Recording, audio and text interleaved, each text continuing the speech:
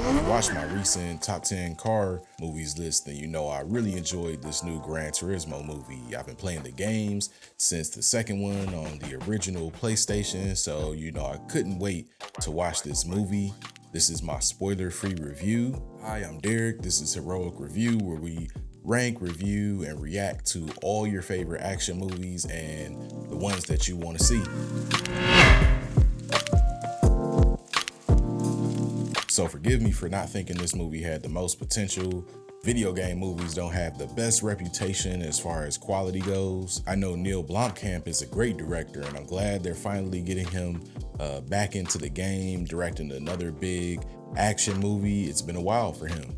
I loved what he did in movies like District 9 and Elysium and Chappie. I felt like he deserved another shot for a while now. After Chappie, it seems like he kind of disappeared into doing more indie movies and short films. He also didn't seem like an obvious choice for directing this. He hasn't really done any movies with huge car chase scenes. One of my favorite things about his previous movies has been just the way he's depicted gear. In those movies, it came in the form of robotics, but here it's in vehicles, and he nails it.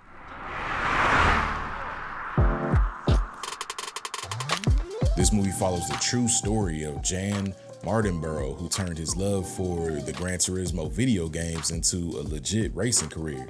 I thought it had the chance of coming off kind of corny and kiddie, but what we got here was more of an underdog story where Mardenbourough is challenged and doubted a lot on his road to success. The video games were important to the story and were paid homage to in many ways, but it wasn't too heavy-handed once you get past the first act of the story. The dramatic beats between Jann and his dad were relatable, and I think that my family might have had a similar reaction to him if I told him that I wanted to make the shift from playing a racing video game to racing in real life with no experience. As far as the acting goes, Archie, who played McMurdo, did an all right job, but he was kind of stiff in a few scenes. I'm sure we'll continue to see his face in the coming years. David Harbour and Dijon Hounsou did a lot of the heavy lifting here as his trainer and his father, respectively. The movie touches on both tragedy and triumph and everything in between.